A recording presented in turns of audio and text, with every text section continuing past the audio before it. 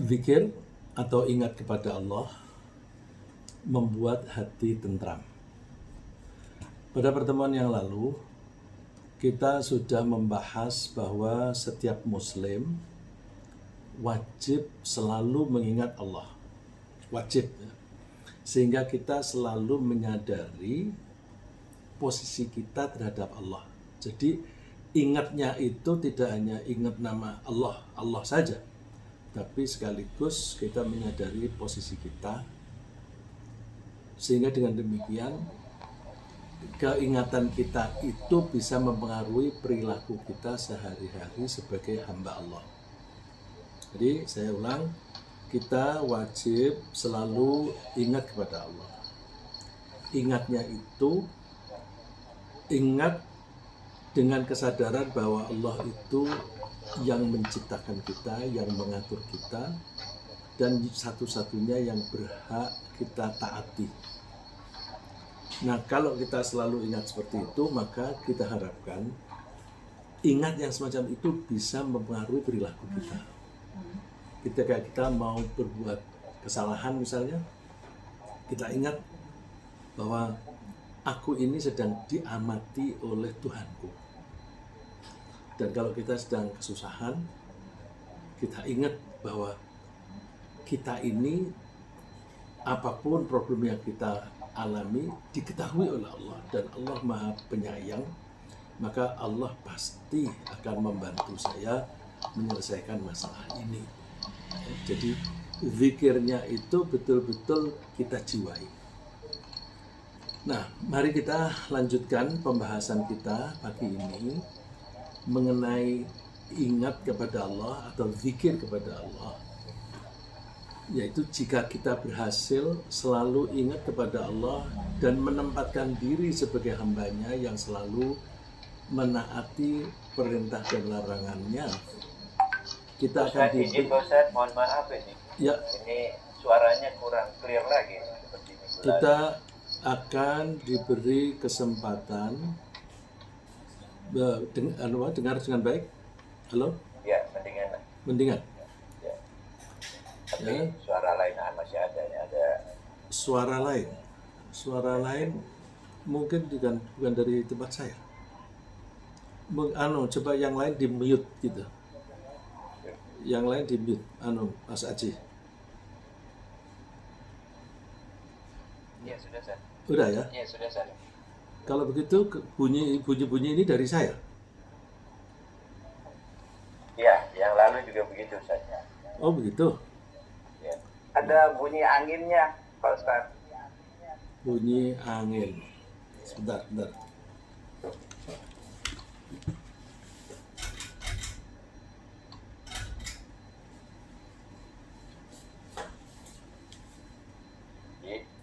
Kayaknya perlu diperbaiki. Mungkin ditengok ke Pak Ustadznya. Nanti supaya minggu depan clear. Masih ada bunyi angin? Masih, tapi suaranya sudah bagus. Ya. Audionya sudah bersih, tapi suara lain masih ada. Lebih bagusan lah. Ya. Mudah-mudahan masih bisa ditangkap dengan baik. Ya.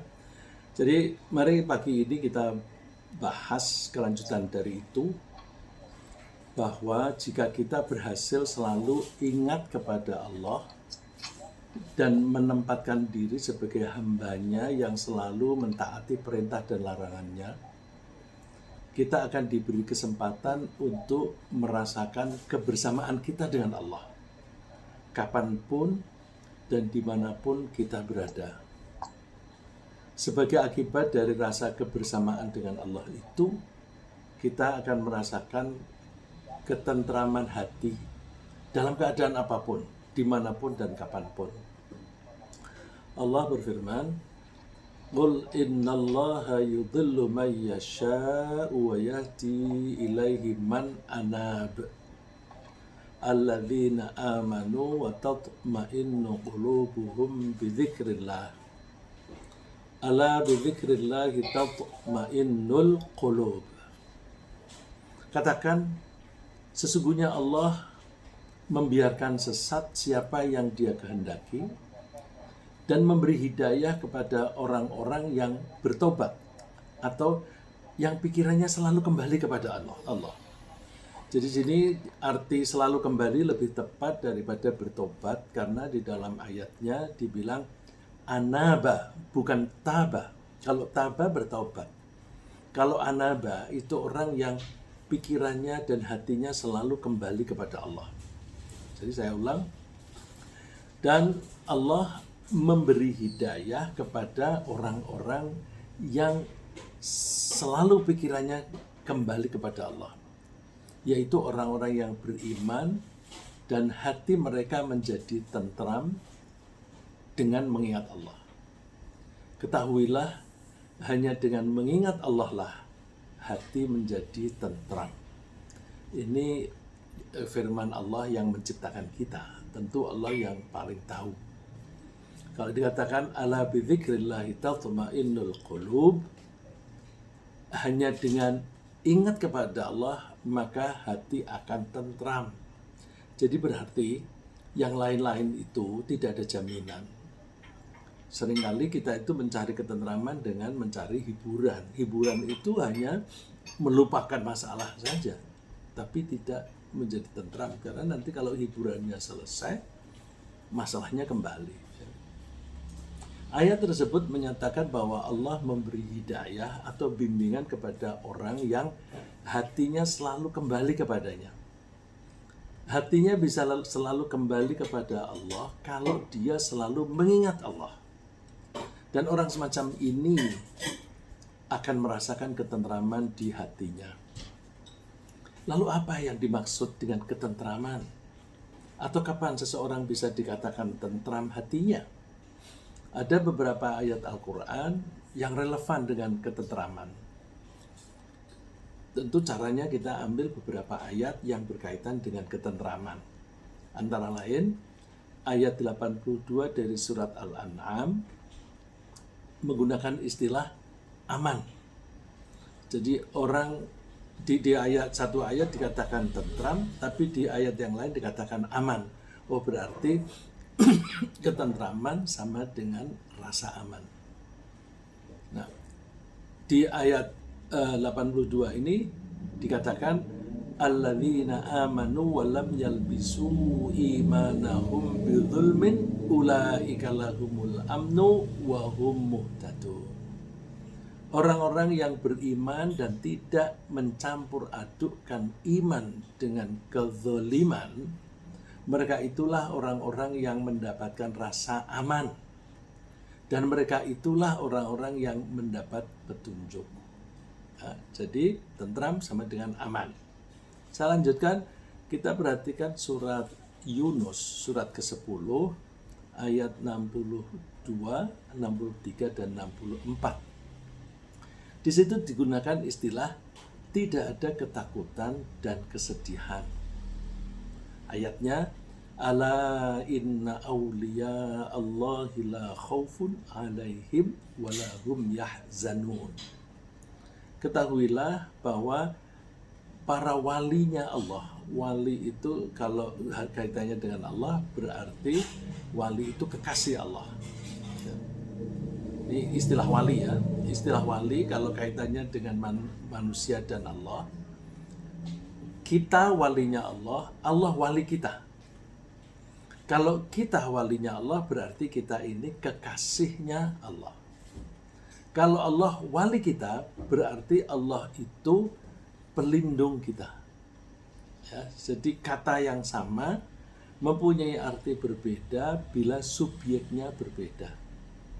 Ketika subjeknya itu manusia terhadap dalam kaitannya dengan Allah, maka wali artinya kekasih, kekasihnya Allah. Dan Allah itu juga wali dalam hubungan dengan kita. Wali di situ artinya pelindung. Jadi ala inna awliya Allahi la khaufun alaihim wa la hum yahzanun. Ketahuilah sesungguhnya wali-wali Allah itu tidak ada kekhawatiran terhadap mereka. Artinya tidak punya rasa takut dan tidak mula mereka bersedih hati, yaitu orang-orang yang beriman dan mereka selalu bertakwa. Bagi mereka berita gembira di dalam kehidupan di dunia dan juga kehidupan di akhirat. Tidak ada perubahan kalimat-kalimat atau janji-janji Allah. Yang demikian itu adalah kemenangan yang besar. Ya. Jadi walinya Allah itu siapa? Alladzina amanu wa kanu yattaqun. Orang yang beriman dan bertakwa. Inilah definisi wali yang benar. Jadi walinya Allah itu siapa? Orang yang beriman dan bertakwa. Banyak orang menyalahartikan wali sebagai orang yang kelakuannya aneh-aneh. Kiai kelakuannya aneh-aneh disebut wali. Wali kok sholatnya kok nggak karuan. Wali kok suka bohong. Bukan wali itu. Bukan. Itu dikatakan wali untuk tujuan politik. Ya. Ada orang yang disebut wali, yang menyebut itu para politisi. Nah, kalau yang menyebut politisi, ya itu politik itu. Padahal orangnya kualitasnya sama sekali tidak masuk di amanu wa kanu yattaqun. Nah, para wali itu lahumul busyra fil hayatid dunya. Di dunia ini dia hidupnya senang. Busyra itu senang hati. Wa fil akhirat, di akhirat juga begitu. Jadi di dunia senang, di akhirat senang. Ini sudah diputuskan oleh Allah. Kalau sudah diputuskan oleh Allah, la tabdila li kalimatillah. Tidak akan bisa berubah. Ya akan seperti itu. Kalau peraturan manusia bisa berubah-ubah. Ya, apalagi kalau misalnya manusia melakukan suatu tindakannya itu bertentangan dengan peraturan yang diubah peraturannya supaya tindakannya itu tidak melanggar peraturan. Bukan begitu. Kalau Allah tidak begitu. Kalau Allah peraturannya peraturan. Peraturan tidak akan berubah, maka kitalah yang harus menyesuaikan dengan peraturan, bukan peraturan yang menyesuaikan dengan perilaku. Nah, dengan demikian janji Allah ini pasti. Kalau Allah mengatakan bahwa orang yang beriman dan bertakwa pasti hatinya tentram. Tentram itu bagaimana? Tentram itu aman. Aman itu bagaimana? Aman itu terbebas dari rasa takut dan sedih. Ya, jadi kalau kita gabungkan pengertian beberapa ayat yang kita baca tadi, maka kita bisa memperoleh kesimpulan bahwa seorang yang betul-betul beriman, yakni orang-orang yang hatinya selalu kembali kepada Allah. Orang yang selalu mengingat kepada Allah. Orang yang selalu bertakwa. Maka dia akan menjadi walinya Allah, kekasihnya Allah. Kekasihnya Allah itu akan merasa aman dalam hidupnya, merasa tentram hatinya, merasa terbebas dari ketakutan dan kesedihan, dan bahkan merasa bahagia di dunia dan akhirat. Apapun yang dialami, termasuk misalnya sedang sakit itu tidak membuat dia menderita, jiwanya. Orang semacam itu merasa tentram karena antara lain oleh Allah nanti akan dibuat rizkinya cukup, sehingga dia tidak perlu merasa khawatir tentang apa yang akan dimakan hari esok, tidak khawatir tentang biaya untuk kebutuhan di masa yang akan datang. Enggak khawatir. Aku punya Allah. Allah Maha Razzaq, Maha memberi. Jadi, rizki seringkali datang tanpa disangka-sangka bagi kekasih Allah. Datang tanpa disangka-sangka dari mana datangnya dan jumlahnya berapa, itu tidak pernah terbayang. Ya, Allah memberikan gambaran tentang rizki bagi kekasih Allah, yaitu yang beriman dan bertakwa. Wa may yattaqillaha yaj'al lahu makhraja wa yarzuqhu min haitsu la yahtasib. Siapa yang bertakwa kepada Allah, maka Allah akan memberi dia solusi. Solusi di sini sifatnya umum, karena secara tata bahasa Arab ini nakirah. Kalau nakirah berarti umum. Jadi solusi untuk apa? Untuk apa saja. Wa yarzuqhu min haitsu la yahtasib, dan Allah akan memberi dia rezeki yang dia tidak menyangka-nyangka. Nah, oleh karena itu orang yang takut kepada Allah itu menjadi wali Allah, dia hidupnya pasrah saja kepada Allah. Wa may yatawakkal 'alallahi fa huwa hasbuh. Siapa yang berserah diri kepada Allah, bertawakal, maka Allah akan mencukupi dia. Ketentraman hati orang yang selalu ingat kepada Allah, yang selalu zikir kepada Allah, itu juga dikarenakan dia merasa selalu disertai Allah. Kalau kita zikir, ingat terus kepada Allah, kita merasa aku bersama Allah, aku bersama Allah. Nah, kalau selalu merasa bersama Allah, enggak perlu takut karena ada pelindung. Ya. Dan tidak perlu sedih karena apa? Nggak, misalnya ada harta yang hilang. Loh, harta itu kan yang memberi Allah. Kalau Allah mencabut begitu gampangnya, ya terserah dia. Dan Allah akan mudah sekali mengganti nanti. Jadi, itu harta bisa, bahasa kita suka-suka, harta bisa kita cari. Yang penting kita selamat, misalnya begitu. Jadi, harta itu tidak membuat sedih meskipun suatu saat harta itu hilang. Nah, orang yang selalu merasa disertai Allah itu selalu merasa diawasi, selalu merasa dilindungi, selalu merasa disayangi oleh Allah, dan selalu dibimbing. Jadi dibimbing itu yang kaitannya dengan solusi tadi. Ketika ada problem, ada bimbingan dari Allah, solusi datang. Ya.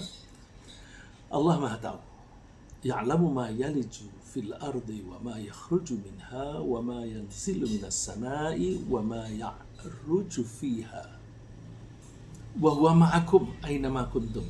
Poin yang saya bahas itu, wa huwa ma'akum aina ma kuntum. Wallahu bima ta'maluna basir. Allah itu mengetahui apa yang masuk ke bumi. Jadi kalau hujan, yang kita tahu itu kan hujan, terus air itu diresap oleh bumi, masuk. Nah, di dalam air yang masuk itu, kandungannya apa?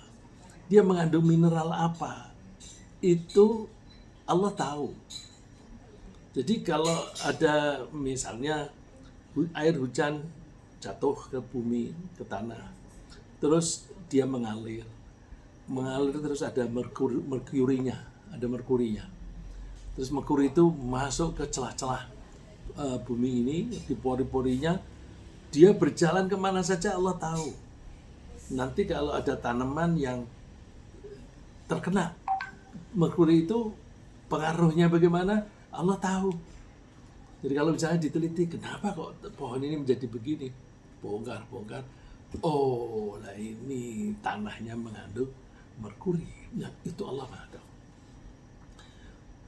Dan Allah juga tahu apa yang turun dari langit. Jadi misalnya air hujan itu kita tahunya kan H2O. Tapi di perjalanan ketika netes dari awan sampai ke bumi, itu kan ada partikel-partikel yang berterbangan. Misalnya exhaust atau buangan dari mobil, dari knalpot mobil, itu mengandung bahan kimia apa, racun apa, itu Allah tahu. Ketika kemudian ditetesi oleh air hujan, jatuh ke bawah, Allah tahu semuanya itu. Dan juga Allah tahu apa yang masuk atau naik ke langit. Naik ke langit ini kan, kalau bumi ini dipanaskan, lalu terus temperaturnya naik, gas-gas yang ada di permukaan ini akan naik ke atas. Nah, ini ke langit. Nah, langit itu bisa sampai ke batas atmosfer, bisa di luar batas atmosfer. Kalau yang melampaui atmosfer ini, cahaya itu kan energi. Dari energi yang dari matahari masuk ke atmosfer sampai ke bumi, Allah tahu. Dan seberapa banyak energi yang dikeluarkan dari atmosfer. Kalau kita pelajari balance, law of balance, ya. Ada aturan keseimbangan. Itu kalau mengenai energi yang masuk ke dalam atmosfer dalam satu hari dan yang keluar dari atmosfer jumlahnya sama. Oleh karena itu, kita tinggal di bumi ini selalu nyaman karena jumlah energinya itu diatur oleh Allah sama. Padahal setiap hari kan kita menerima energi dari matahari dan kemudian dikeluarkan lagi. Dan ketika energi itu masuk ke atmosfer, tidak semuanya langsung ke bumi. Ada juga yang kena awan lalu dipantulkan, sehingga energi yang dari matahari yang langsung ke bumi itu tidak 100%. Begitu pula nanti yang kembali ke sana itu macam-macam perhitungannya, tapi hitungannya sama. Itu Allah Maha tahu. Jadi kalau kita mempelajari itu keseimbangan itu, kok bisa ya Allah mengatur? Jumlahnya kok bisa pas? Nah, kalau Allah tidak mengetahui, nggak mungkin. Nah, kalau Allah mengetahui itu semuanya, betapa gampangnya Allah mengetahui apa yang ada di hati kita, apa yang sedang kita alami. Allah tahu. Makanya karena kita selalu ingat kepada Allah, udahlah, semuanya ini diketahui oleh Allah, semua diatur oleh Allah. Ya. Salah satu contoh yang disebutkan dalam Al-Quran adalah Nabi Musa alaihissalam. Terutama pada waktu beliau bersama dengan kaumnya Bani Israel. Waktu itu kan kaum Bani Israel yang migrasi ke Mesir. Migrasinya itu pada zaman pemerintahan yang di situ ada Nabi Yusuf. Nah, itu banyak Bani Israel, karena Nabi Yusuf itu dari Bani Israel, banyak yang migrasi ke Mesir. Setelah jumlah mereka banyak, oleh raja setempat, Fir'aun namanya, mereka diperbudak, disiksa dan sebagainya. Bahkan kalau mereka punya anak laki-laki harus dibunuh, karena rajanya khawatir kalau nanti mereka mengambil alih kekuasaan di Mesir. Nah, biasanya yang berkuasa itu laki-laki, maka bayi laki-laki harus dibunuh. Itu sudah kelewat dari segi kemanusiaan. Maka Allah mengutus Nabi Musa untuk mengambil Bani Israel keluar, eksodus dari Mesir. Nah, waktu eksodus itu, Nabi Musa lari dari kerajaannya Fir'aun. Ada yang mengatakan itu di Kairo, tapi dugaan saya yang lebih tepat kok tidak di Kairo, tapi di Luxor. Luxor itu kira-kira 500 kilo dari Kairo. Kalau kita melihat di sana, itu ada Sungai Nil di satu sisi, itu subur sekali tempat kerajaan itu, dan sebelah sisi yang lain itu tandus sekali, tidak ada kehidupan. Di situ dipakai oleh Fir'aun sebagai kuburan. Nah, kuburan raja-raja itu ada di situ, bukan yang di Kairo. Kalau di Kairo itu bukan raja-raja. Karena raja-raja berarti itu kira-kira Fir'aun itu ada di Luxor. Nah, kalau kita bayangkan mereka berjalan kaki, ya ada yang menunggang unta, tetapi jumlahnya kan tidak, binatangnya tidak sebanyak manusianya. Berjalan 500 kilo, kemudian ternyata mereka dikejar oleh Fir'aun. Tentu yang mengejar lebih cepat karena memakai kuda atau unta. Nah, ketika mereka itu sudah sampai di tepi Laut Merah, mereka melihat ke belakang, oh, Fir'aun mengejar kita. Gitu. Nah, itu saat kritis sekali. Kritis karena di depan ini laut, kalau memaksa jalan ke laut, mati. Karena umumnya orang tidak bisa berenang. Kalau tidak lari ke situ, dibunuh oleh Fir'aun. Maju mati, tidak maju juga mati. Itu sangat tegang, sehingga digambarkan oleh Allah di surat Asy-Syu'ara, falamma tara al-jam'ani qala ashabu Musa inna lamudrakun. Ketika dua kelompok itu saling melihat, jadi kelompoknya Fir'aun, tentaranya Fir'aun melihat Nabi Musa dan kawan-kawan. Nabi Musa dan kawan-kawan juga melihat, kita dikejar. Qala ashabu Musa, sahabat-sahabatnya Nabi Musa mengatakan, inna lamudrakun. Ini kita betul-betul dikejar, keburu kita. Tapi Nabi Musa jawabannya ini. Qala kalla inna ma'aya rabbi sayahdin. Jangan begitu. Tuhan bersamaku. Tuhan bersamaku. karena bersamaku, maka Tuhan akan memberi petunjuk kepadaku bagaimana mengatasi kesulitan ini. Karena waktu Nabi Musa mengambil Bani Israel Exodus, itu kan diperintah oleh Tuhan. Kalau itu diberitahu oleh Tuhan, maka ketika keadaannya kritis, Tuhan kan tahu dan tidak mungkin akan dibiarkan. Terus fa'auhayna ila Musa an yadrib bi'asakal bahr. Aku wahyukan kepada Musa, pukulkan tongkatmu itu ke laut. Fanfalaqa fakana kullu firqin kattawtil 'azim. Setelah dipukulkan itu, maka lautan itu menjadi terbelah. Tiap-tiap belahan itu tampak seperti gunung yang besar. Nah, betapa luar biasa. Itu Nabi Musa waktu kritis bisa seperti itu karena pikirannya selalu bersama Tuhan.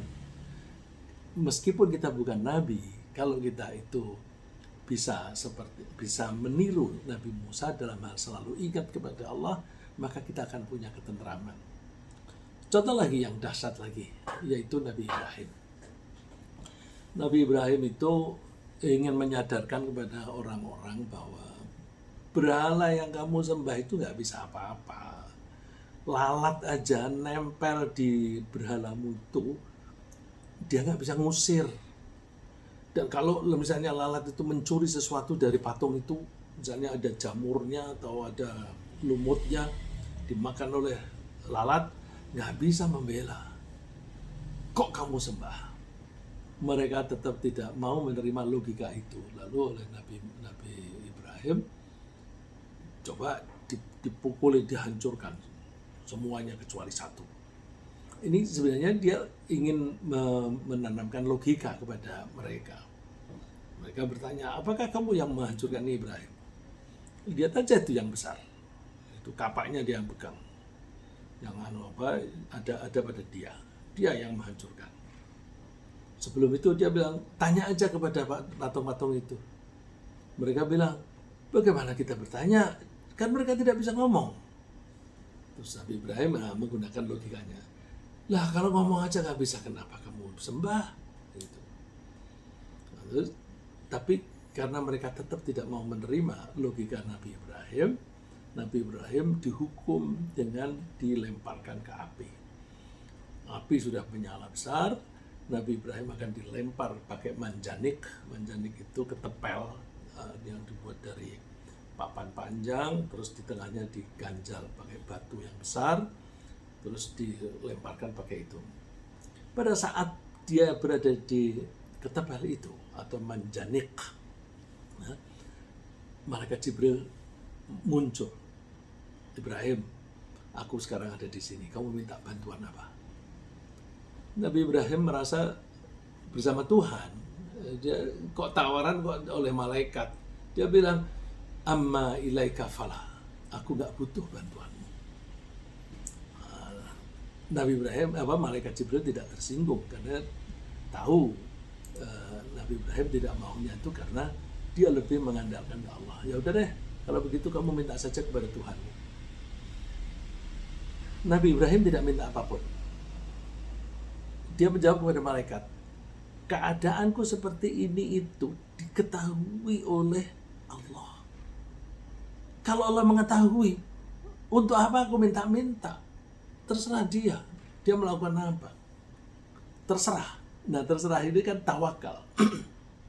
Ucap kata-katanya, hasbi Allah, cukup bagiku Allah itu. Bahwa Allah melihat keadaanku. Nah, ini jadi kalau kita mau bertawakal, kita dari secara lisan kita ngomongnya hasbunallah wa ni'mal wakil. Allah cukup bagi kami dan Allah adalah wakil yang paling baik, wakil untuk mengatasi segala permasalahan. Ya. Nah itu kemudian karena dia begitu pasrah, maka Allah yang langsung mengatasi itu. Seperti yang diceritakan di surat Al-Anbiya. Rajanya bilang, harriquh, bakar dia. Harriquh, bakar dia. Wansuru alihatakum in kuntum fa'ilin. Tolonglah Tuhan-Tuhanmu kalau kamu memang betul-betul mengabdi kepada Tuhan. Tuhan kok ditolong, bukan minta tolong kepada Tuhan, tapi malah tok menolong Tuhannya. Ini aneh gitu ya, tapi gimana, mereka tidak bisa menggunakan logika yang benar. Terus Allah merespon, qulna, kami mengatakan, ya nar, hai api, kuni bardau wa salaman ala Ibrahim, dinginlah kamu dan selamat bagi Ibrahim terhadap kamu. Jadi jangan kamu bakar. Jadi Nabi Ibrahim tidak merasakan panas sama sekali. Ini Allah menolong semacam itu karena rasa kebersamaannya Nabi Ibrahim dengan Allah itu begitu kuat. Ya, jadi Nabi Ibrahim itu hanya pasrah saja kepada Allah. Yang beliau yakini bahwa Allah pasti melihat peristiwa yang sedang dihadapi dan Allah pasti mengetahui langkah apa yang layak dilakukan. Jadi diceritakan oleh Imam Bukhari di hadisnya, kata-kata yang diucapkan oleh Nabi Ibrahim, hasbiyallah wa ni'mal wakil.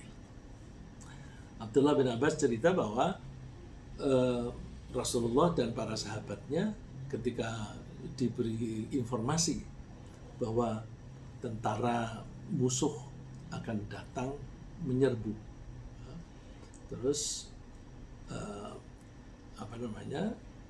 mereka mengatakan itu hasbunallah, alladzina qala lakumun nasu innan nasa qad jama'u lakum fakhshawhum.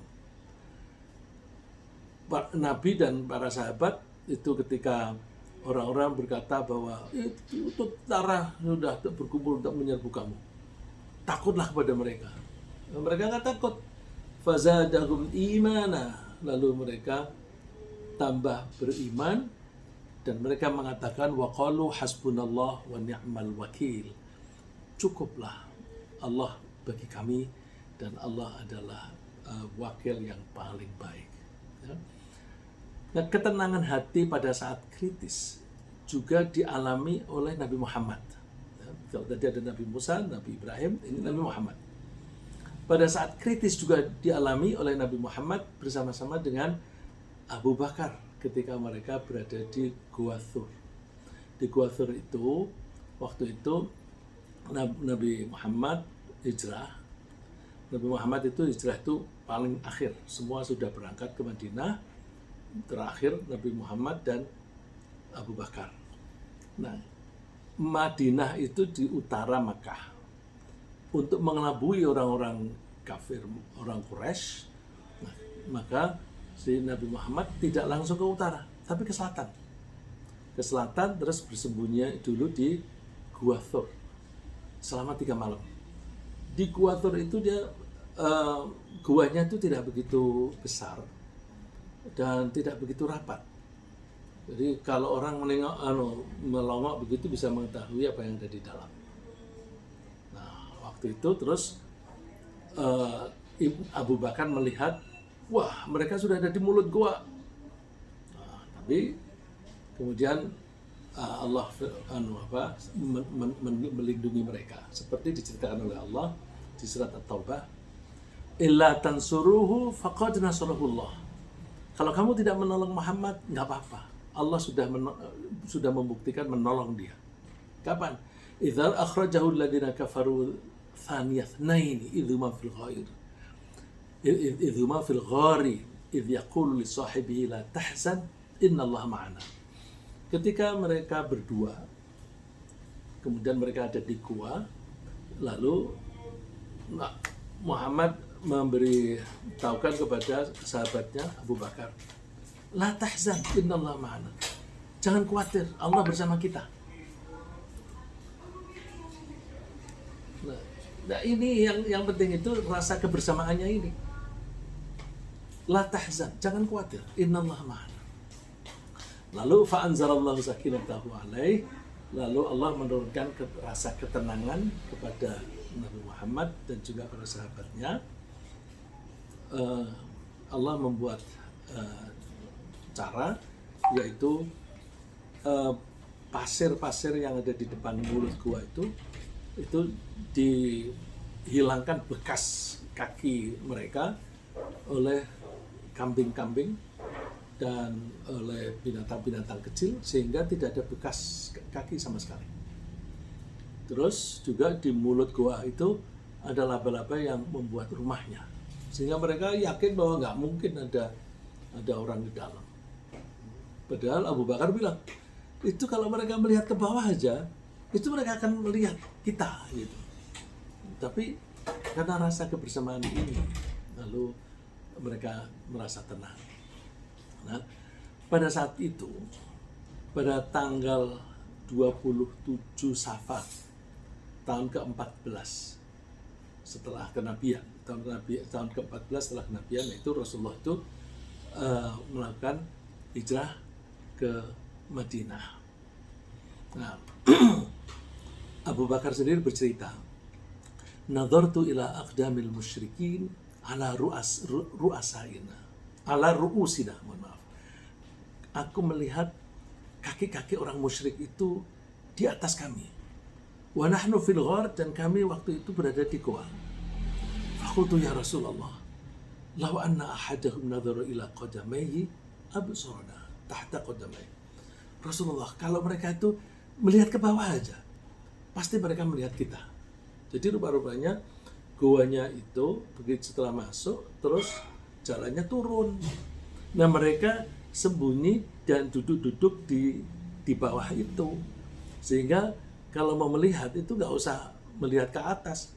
Melihat ke bawah, ke arah kaki aja, itu sudah akan bisa melihat ada orang di situ.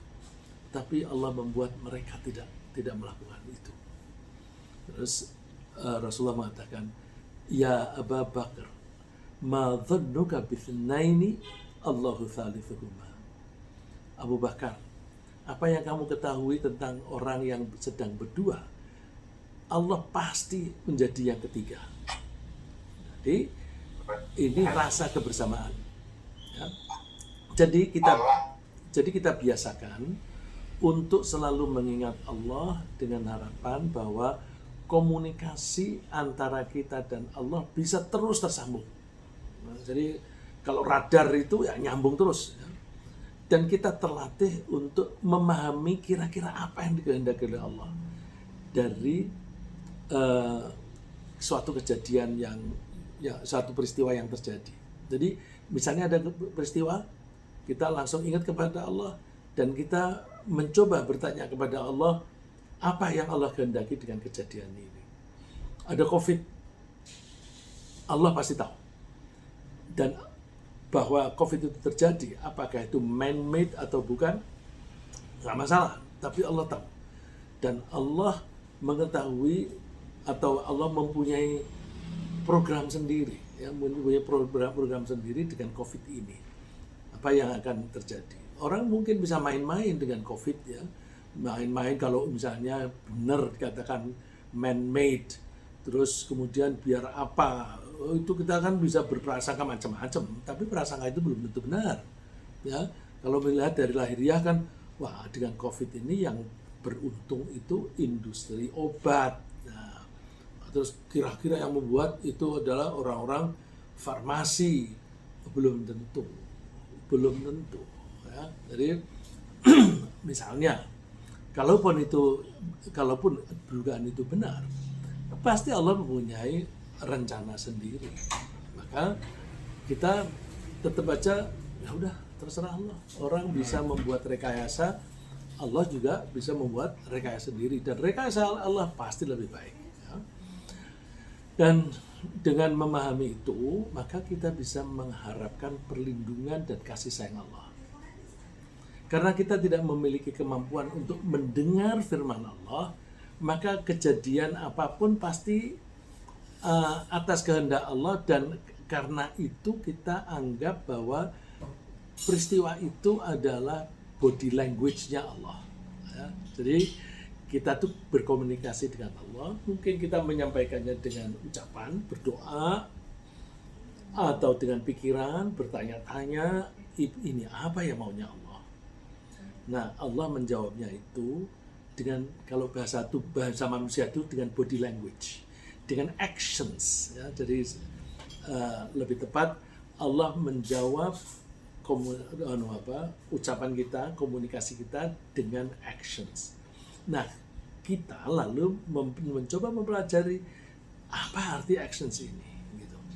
Nah, jadi itu dengan demikian komunikasi antara kita dengan Allah selalu bisa dijaga. Contoh yang sederhana dan bersifat umum adalah ketika ada suatu kejadian, lalu kita merasa takut karenanya. Kita menangkapnya sebagai peringatan dari Allah. Ada peristiwa yang membuat kita takut.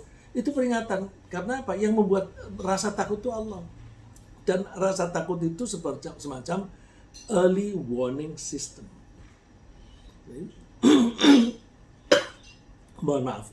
Allah memperingatkan bahwa ada sesuatu yang sedang mengancam kesejahteraan dan kehidupanmu. Lalu kita merespon dengan mempelajari tentang bahaya apa yang sedang mengancam kita. Kalau kita mengetahui itu, maka kita akan membuat tindakan yang perlu untuk menghindarkan bahaya tadi. Apakah bahayanya yang kita singkirkan atau kita yang menyingkir, atau bahkan kita atasi dengan kita fight, kita lawan gitu. Dengan demikian, peristiwa apapun kita nangkapnya, kalau peristiwa itu membuat kita takut, ini peringatan dari Allah, ada bahaya. Kalau kita sedih, ini ada sesuatu yang hilang ini dariku. Apa yang hilang? Apa artinya? Dan apakah perlu kita menjadi sedih? Jadi dengan begitu kita selalu merasa bersama dengan Allah dan kita selalu merasa dilindungi oleh Allah. Allah itu bersifat hafidz. Ya, Allah Maha Pelindung. Saya kira demikian. Ya, mudah-mudahan apa yang saya kemukakan ini ketangkap konsep bahwa zikir itu membuat hati kita tentram. Zikir membuat hati mukmin tenang karena merasa aman, terbebas dari ketakutan dan kesedihan, dan rezekinya pun cukup. Mukmin yang selalu mengingat Allah merasa disertai dan dilindungi oleh Allah. Nabi Musa yakin Allah pasti menunjuki cara mengatasi masalah ketika dikejar Firaun. Nabi Ibrahim tenang menghadapi api karena yakin Allah melihatnya. Nabi Muhammad tenang saat dikejar oleh musuh dan bersembunyi di Gua Thur. Karena apa? Merasa Allah selalu bersamanya. Dan kita selalu zikir untuk menjaga ketersambungan komunikasi kita dengan Allah. Semoga Allah memberi kita kesungguhan hati untuk selalu menjaga komunikasi kita dengan Allah melalui zikir. Amin. Terima kasih.